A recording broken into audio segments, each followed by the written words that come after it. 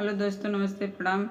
मैं अपने चैनल पे एक बहुत दर्द भरा कजरी गीत गा रही हूँ। अच्छा लगेगा तो आप लोग लाइक, सब्सक्राइब, शेयर जरूर करना। गंगा मैया पाँच परग घटी जातियु, बेटी मोरी ससुर में बटी ना। गंगा मैया पाँच परग घटी जातियु, बेटी मोरी ससुर में बटी ना। बेटी मोरी ससुर में बटी ना। गंगा मैया पाँच परग घटी जातियु, बेटी मोरी ससुर में बटी ना। बीतई सावनवा चढ़िया भदउआ, बीतई सावनवा चढ़िया भदउआ, बेटी मोरी रही जइया अपने ससुरवा। नाई आई नाई हरवाना, बेटी मोरी रही जइया अपने ससुरवा। नाई आया नाई हर नगरियाना। गंगा मैया पाँच परग घटी जातियु, बेटी मोरी अपने ससुरवाना।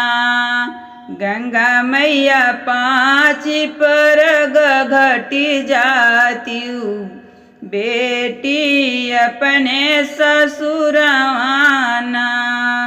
छछन मनवा धड़कल छतिया, छछन मनवा धड़कल छतिया।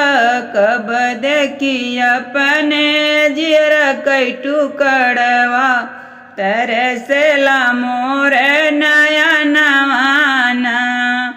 कब देखी अपने जियर कैटू कड़वा, तरसला मोर नयनवाना।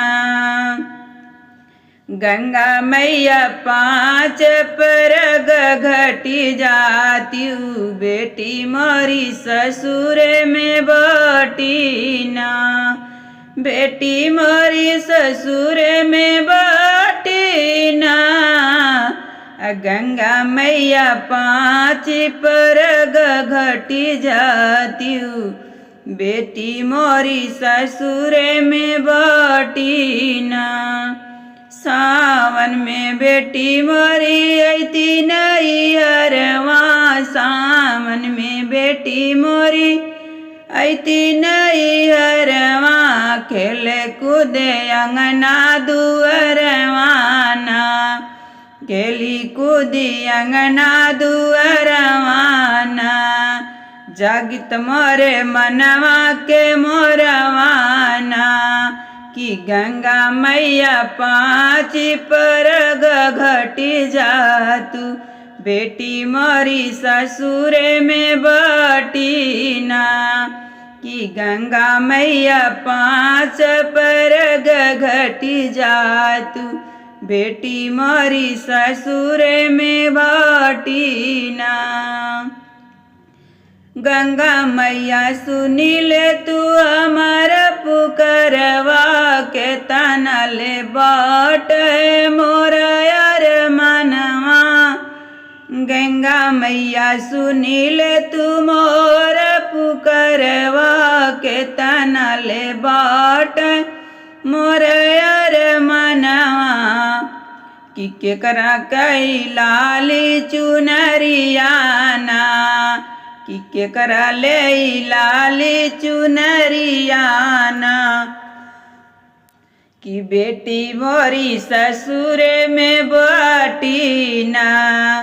कि गंगा मैया पाँच परग घटी जातु, बेटी मोर ससुर में बटी ना। गंगा मैया पाँच परग घटी जातु, बेटी मोरी ससुर में बटी ना।